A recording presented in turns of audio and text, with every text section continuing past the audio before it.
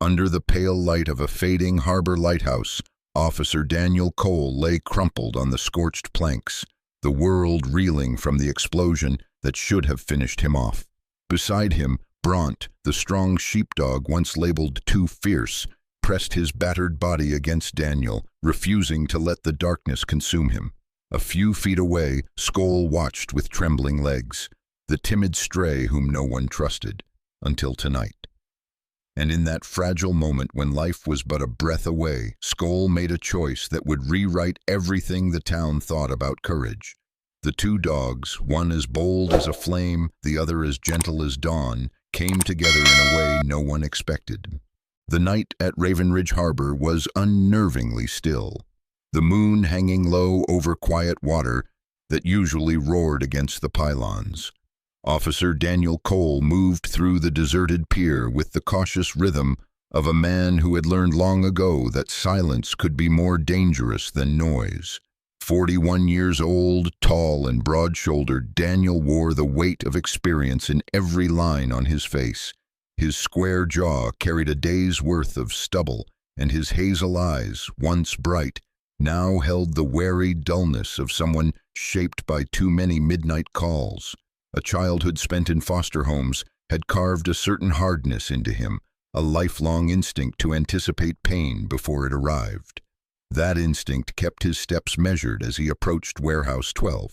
Walking at his side was Bront, his 3-year-old German shepherd, sturdy in build with deep russet fur and unusually intelligent amber eyes. Bront was powerful, disciplined, and fiercely loyal. Yet beneath that strength lingered a gentleness that Daniel often relied on to soften the sharp edges of the world. The tip-off about a possible break-in had come from a nervous dock worker, a man who claimed shadows moved between crates after sundown. Daniel didn't trust rumors, but he trusted patterns, and something about tonight's unnatural stillness gnawed at him. The padlock on Warehouse 12 hung twisted, the metal scraped as if forced by someone who didn't care to hide their tracks. Daniel raised his flashlight, the narrow beam slicing through the dark interior. The warehouse smelled of rust, old wood, and something faintly chemical. Rows of tall metal storage drums loomed like silent sentinels. "Bront, heel," he murmured. The shepherd obeyed but kept his ears pricked, muscles taut with tension. Daniel felt it too, an unspoken pressure in the air, like a held breath waiting to break. He moved slowly among the crates, the crunch of gravel under his boots echoing too loudly. His mind drifted back to the warehouse fire he'd witnessed at 17, the one that killed a man who had tried to protect him. Since then, the smell of metal and shadowed corners always triggered a coil of unease in his chest. Suddenly, a soft hiss slithered through the darkness. Bront's reaction was instant. The shepherd snapped his head toward the noise, teeth bared in a low, warning bark. Daniel swept the flashlight beam in the same direction. At first he saw only stacked steel drums. Then the light caught something, a gas cylinder lying on its side, a hairline fracture across its valve. A visible jet of gas streamed into the air, shimmering faintly. "Damn it," Daniel whispered. He stepped closer, but Bront pressed against his leg, refusing to let him advance. "Easy, boy. We just need to—" His words died as a faint spark crackled somewhere near the ceiling.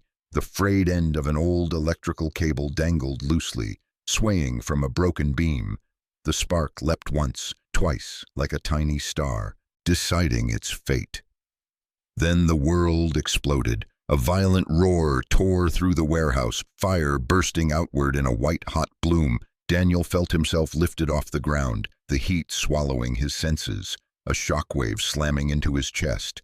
He hit the floor hard, pain screaming through his leg as something snapped. His vision blurred with stars. Bront flew with him but recovered faster, his flank torn by a streak of metal shrapnel. Blood matted the shepherd's fur, but his instincts overpowered the pain. He threw his body over Daniel's, shielding him from falling debris. Daniel tried to breathe, but agony knifed up his side. Smoke thickened in the air, coating his lungs with burning grit. "Bront, don't!" he rasped, but the dog refused to move. With a desperate grunt, Bront gripped Daniel's jacket collar in his teeth and began dragging him across the scorched floor, inch by agonizing inch. Every pull sent shards of pain shooting up Daniel's broken leg, but he clenched his jaw, refusing to cry out. Heat pulsed behind them. Metal drums toppled and clanged as flames licked higher. Bront strained, panting heavily, but his determination did not falter. As they reached the broken loading ramp, Daniel blinked through the smoke and froze. Standing at the edge of the pier's darkness was a second dog, a thin black German shepherd mix, with long, tense limbs and eyes like polished obsidian. It looked half-starved, ribs showing beneath patchy fur, yet its posture was alert, intelligent, almost calculating. The stray didn't bark, didn't growl, it only watched. Its gaze flickered between Daniel and Bront, something unreadable simmering behind its eyes. Then, like a shadow deciding to remain a shadow, it slipped back into the darkness without a sound. Daniel felt a chill crawl up his spine, colder than the night air. "Do you know him, Bront?" he whispered through a haze of pain, but Bront kept dragging him forward, refusing to look away from the flames. Behind them, the warehouse glowed like a dying star in the silent harbor, and the faint echo of the blast rolled out over Ravenridge's sleeping streets. No witness but the moon and a mysterious black dog who vanished as quickly as he appeared. The morning sun bore down on Ravenridge Hospital with a harsh, unfiltered glare, turning every window pane into a bright sheet of fire. Inside the ambulance bay, paramedics rushed Daniel Cole through the sliding doors, his consciousness flickering like a dying lantern. The heat outside was suffocating, but the cold metallic scent of the hospital carried its own kind of dread. Daniel drifted in and out, catching fragments of voices, stern orders, fast footsteps, the squeak of wheels rushing him toward the operating wing. His vision blurred, but he caught the silhouette of his partner Bront through the haze. The German shepherd limped beside the gurney until the staff forced him back, the dog's wounded shoulder stained with a deep russet patch of dried blood. Bront refused to leave. When a nurse, a thin young woman with short chestnut hair named Naomi Vickers, tried to coax him away, the shepherd lowered his head protectively, a deep rumble building in his throat. Naomi was gentle but inexperienced, barely 23, with freckles splattered across her pale skin and eyes that revealed a constant need to prove herself.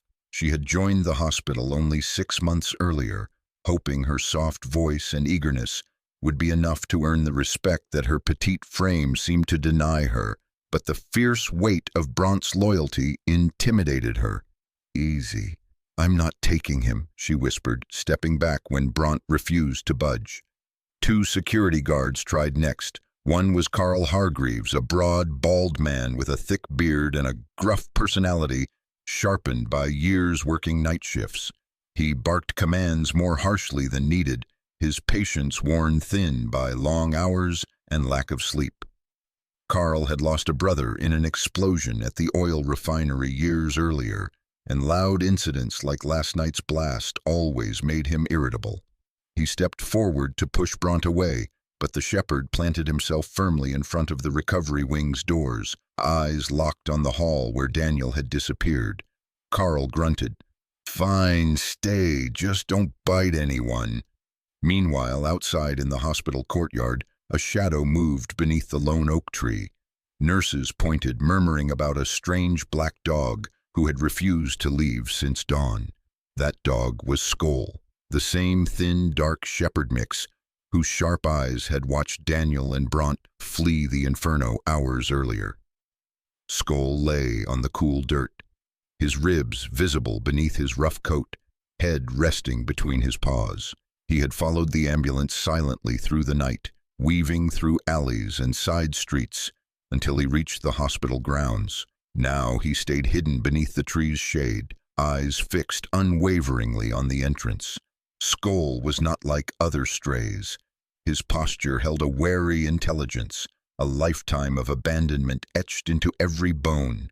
He trusted nothing except somehow the man he had seen Bront drag from the burning wreckage. When hospital staff approached, Skoll slipped deeper into shadow, not hostile, but distant, his body tensed with quiet fear.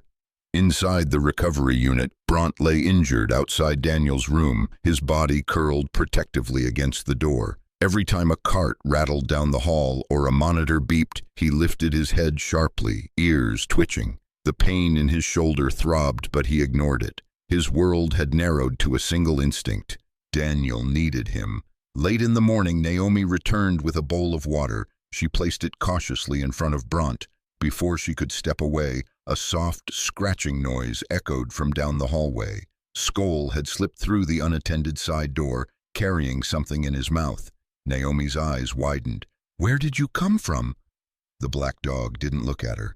He padded forward quietly, dropping a folded hospital towel at Daniel's door, almost as if offering tribute. Then, keeping his distance from humans, he nudged the water bowl gently toward Bront with his nose.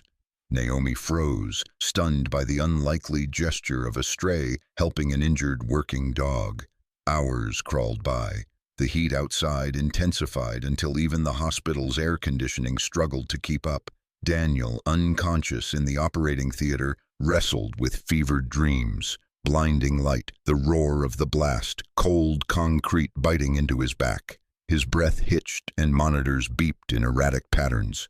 The surgical team worked fast, led by Dr. Ellison Hale, a tall man in his early 50s with sharp cheekbones and silvered hair swept neatly back.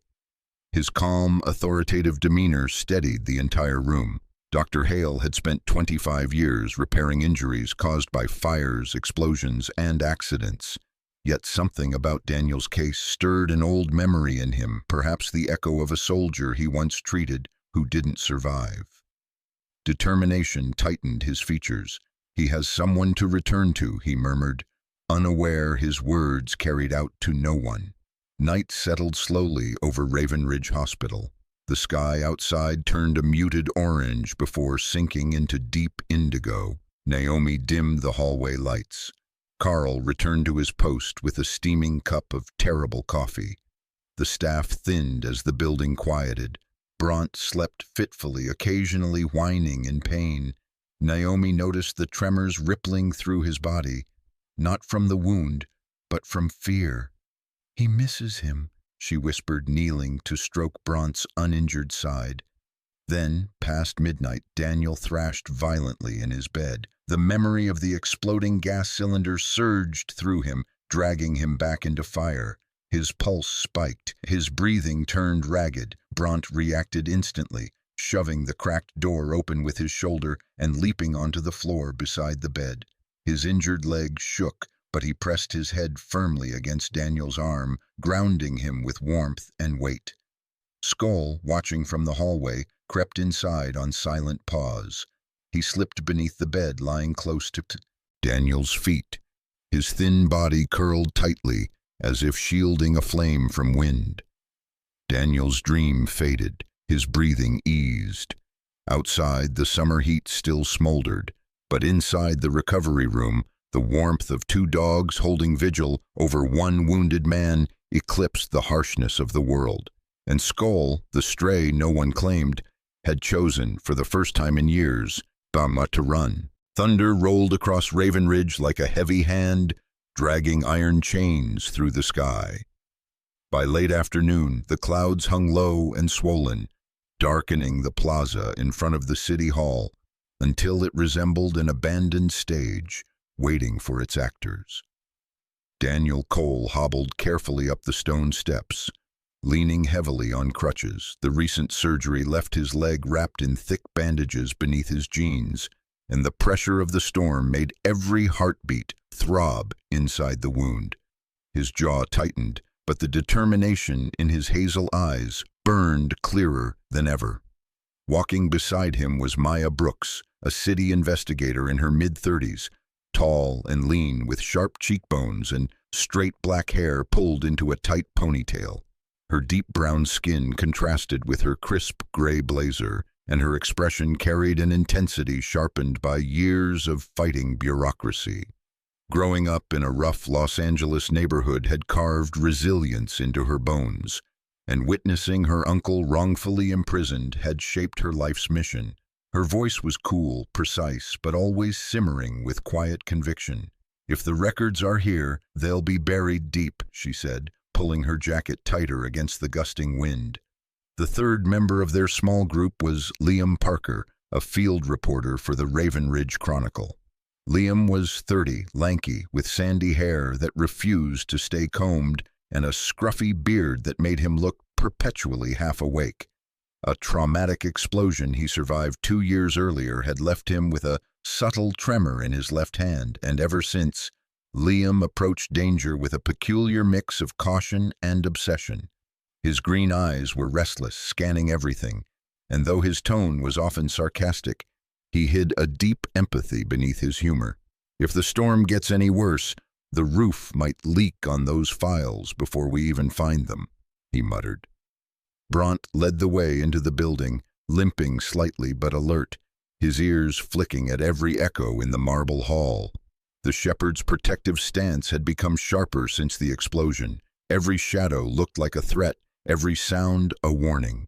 Skoll stayed close to Daniel's heel, so close his thin fur brushed against Daniel's boot with every step. The black dog flinched at distant thunder, lowering his body reflexively, but he did not run.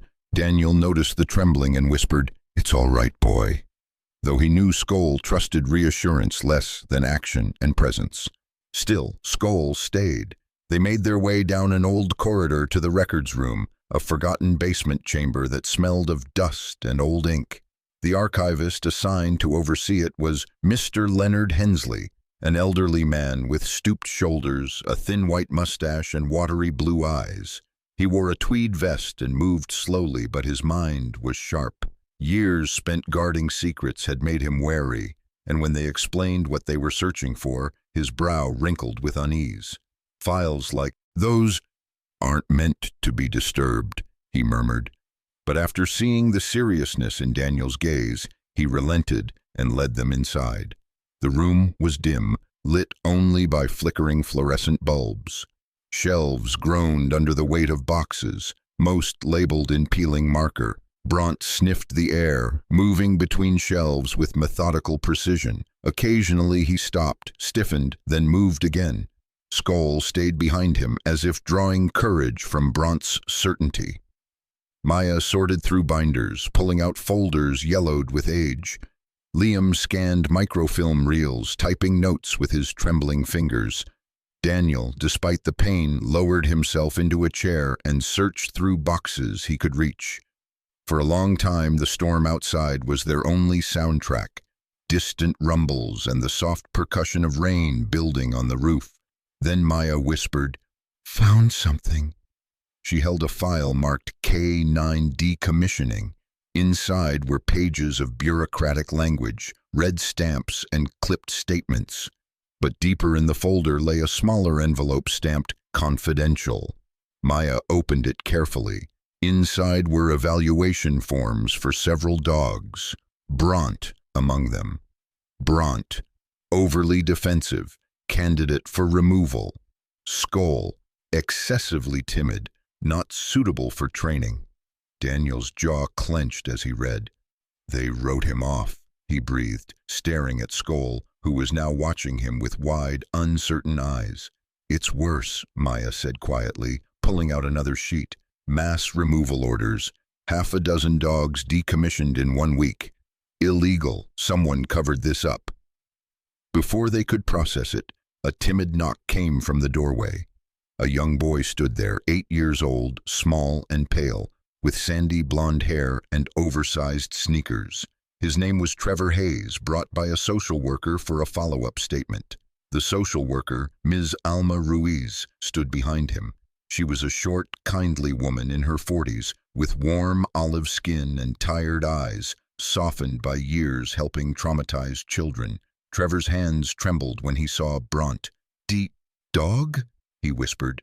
Bront's size frightened him. The shepherd sensed it and stepped back, but Skoll, trembling at another crack of thunder, slowly lowered himself to the floor. Then, with gentle hesitation, he rolled onto his back, paws curled upward, exposing his belly in complete vulnerability. Trevor blinked. Then he took one timid step forward, another. He knelt beside Skoll, resting a small hand on the dog's chest. "When I was hiding, I saw a man," Trevor whispered. "He opened something on the big tank, and then he ran away before the loud boom." His voice shook, but Skoll's steady breathing seemed to ground him. "I remember his jacket, dark green, and he had a limp." Outside, thunder cracked like splitting stone. The storm raged on, but in the dusty records room beneath Ravenridge City Hall, the truth, long buried, began to surface. The night wind came off the northern waters like a blade, sharp and relentless, cutting through coats and numbing fingertips as Daniel Cole stepped onto the wooden planks of North Ravenridge Dock. His crutches clicked unevenly against the boards, each sound swallowed instantly by the roaring gusts. The harbor lights flickered in the gale, casting long, trembling shadows that made the abandoned fishing shacks seem alive. Daniel's injured leg throbbed with each step, but his expression stayed firm. The determination in his hazel eyes had only grown since learning Bront and Skoll had once been discarded by the very system they trusted. Beside him walked Maya Brooks, her tall, lean figure outlined against the storm-lit night. Her straight black hair slapped against her cheeks despite the ponytail, and her deep brown skin was chilled by the ocean spray. Maya's sharp mind worked constantly, piecing together threads, mass canine removals, hidden files, and now a potential witness description of a limping man in a green jacket. Rage simmered beneath her disciplined exterior. "Whoever set the explosion thought no one would look deeper," she said, her voice clipped by anger and cold. Liam Parker followed closely, pulling his thin jacket tight around his lanky frame. His light brown beard was wet from the mist, and his pale green eyes darted restlessly across the shadows. He hated docks. They reminded him too much of the refinery accident that shattered his arm and nearly ended his career. Yet he was here because truth pulled him harder than fear. "I hope this internal investigator is legitimate," he muttered. Stormy nights, empty docks, anonymous tip-offs. This screams setup. They weren't alone.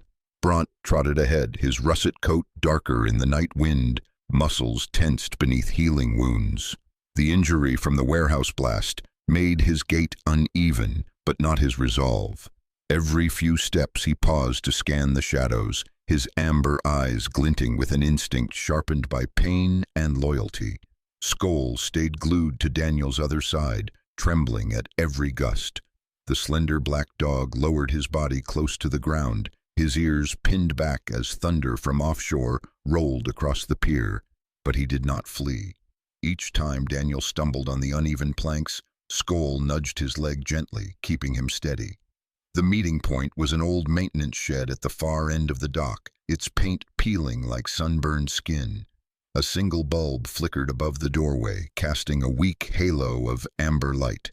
Waiting beneath it was the man they believed to be the internal investigator, Franklin Doss, a middle-aged man with a heavy build, thick salt and pepper beard, and a forehead creased deeply from years in law enforcement. His broad shoulders and squared stance suggested confidence, but his eyes, small, dark, and restless, betrayed something else. Doss wore a bulky green jacket zipped to the chin, and despite the cold, sweat shone on his temples. Daniel noticed the limp immediately. His pulse sharpened. "Detective Doss?" he asked. The man nodded slowly, but his gaze flicked past Daniel toward Maya's satchel, the one holding the encrypted hard drive of the illegally purged K9 files. "You brought the evidence?" His voice was gravelly but carried a forced steadiness. Before Maya could answer, a faint scrape echoed behind them. Bront spun with a low growl. Liam froze. Skoll pressed against Daniel's leg. Figures emerged from the shadows, 3 men, broad-shouldered, wearing dark hooded jackets. One was tall with a buzz cut and a scar slicing across his left cheek.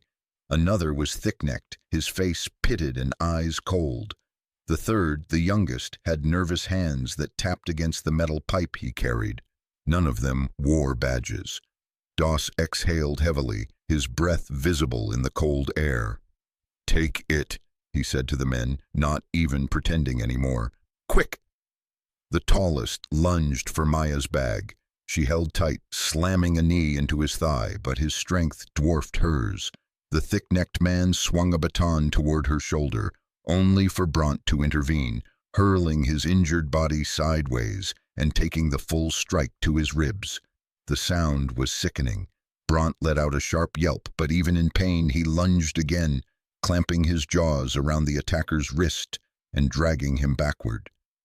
Liam tried to shield Maya, but the youngest man swung the pipe at him.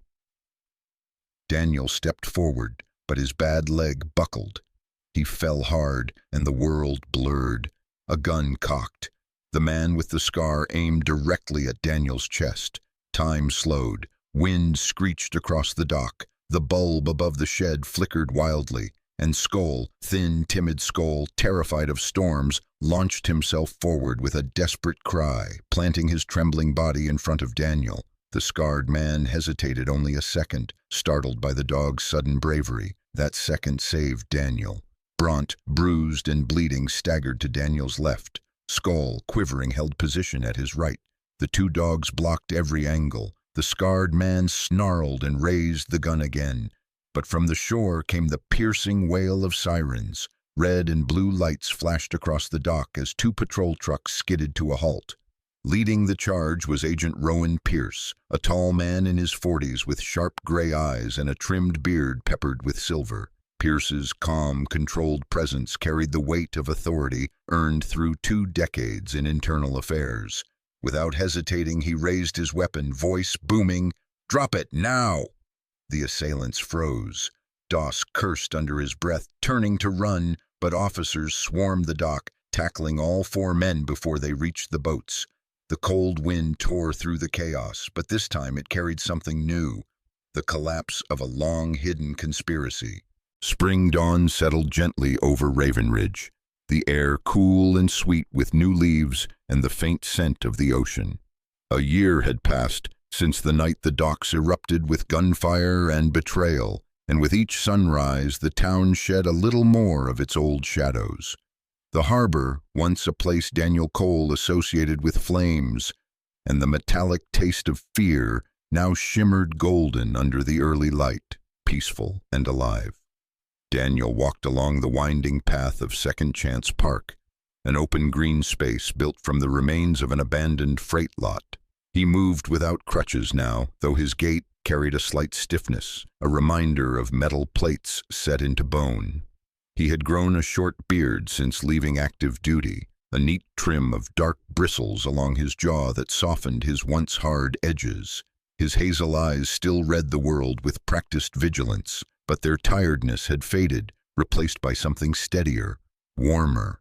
Nearby, Maya Brooks arranged a row of training cones. She wore a navy windbreaker over a fitted white shirt and dark slacks, her tall figure cutting a confident line across the grass. Her hair, longer than last year, spilled in a loose braid down her back.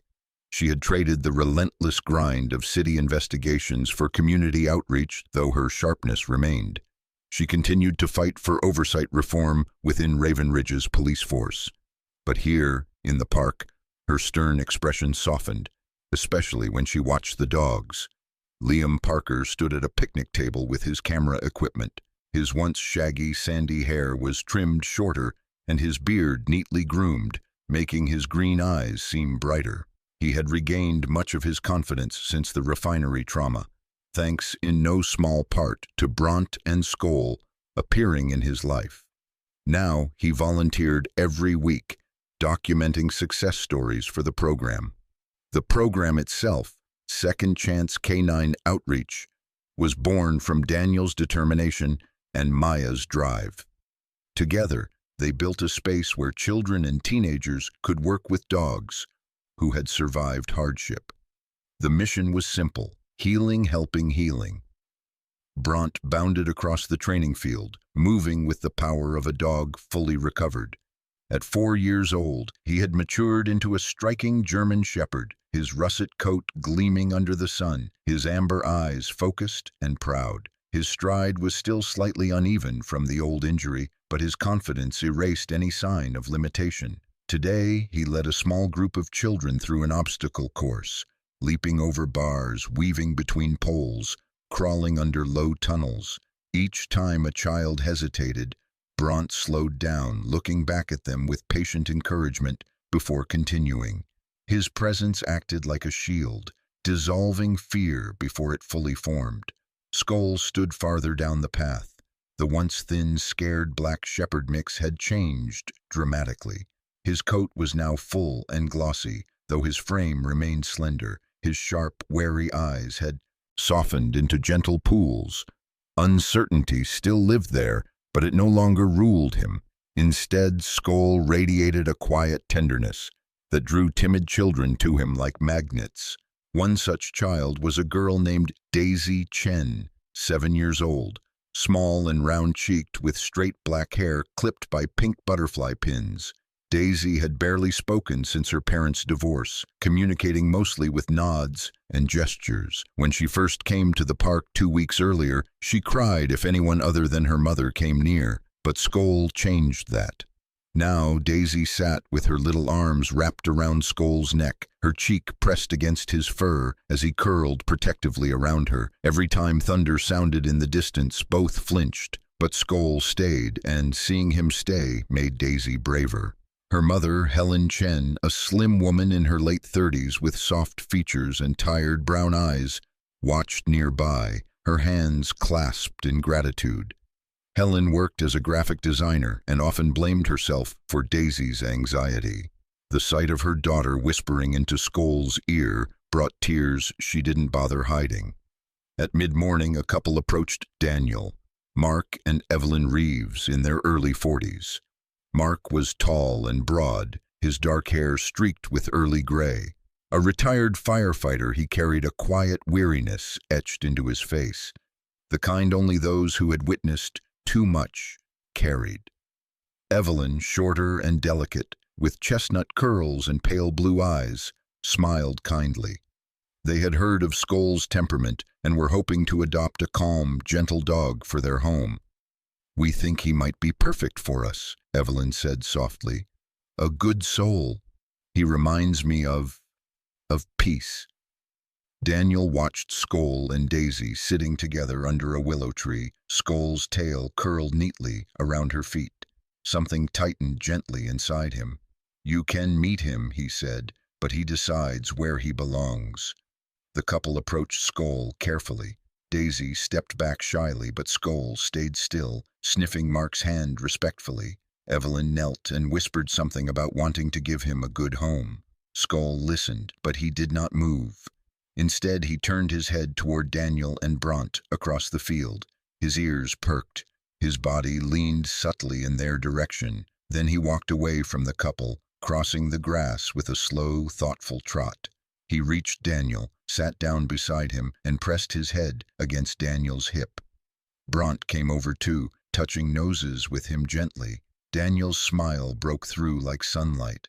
"Home's here, huh?" he murmured, scratching Skoll's ear. Skoll closed his eyes, leaning into the touch. "Then here it is. No one's getting left behind again. Not ever." The spring morning brightened, sunlight washing over the entire park. 2 dogs once deemed useless now guided others toward healing. One through courage, one through tenderness. And Ravenridge itself seemed to breathe easier because of them. In the quiet glow of Ravenridge's spring sunrise, one color stands out above the rest. Gold, the color of hope. It shimmers on Bront's coat, flickers in Skoll's gentle eyes, and spills across the sky like a reminder whispered from above. Some say gold is the color God paints the world with when he wants us to remember that even after the darkest nights, light always returns. Life is not so different. We lose our way. We carry wounds no one sees. We fear we are not enough. Too broken, too timid, too late. Yet God often sends healing in the simplest forms. A quiet act of loyalty, a soft breath beside us, a hand or a paw that refuses to let us fall. Bront teaches us courage. Skoll teaches us gentleness, and together They remind us that in God's eyes, every soul deserves a second chance, no matter how many storms it has endured. As you finish this story, may the golden light that saved Ravenridge also touch your home tonight. May it bless your family, your struggles, and the hidden hurts you never speak out loud. May God watch over you, guide your steps, and bring warmth to every cold corner of your life. And if this story touched you, even just a little, I invite you to help its light reach others. Share your thoughts in the comments. Share the video with someone who needs hope today. And subscribe to join us in more stories of courage, love, and second chances.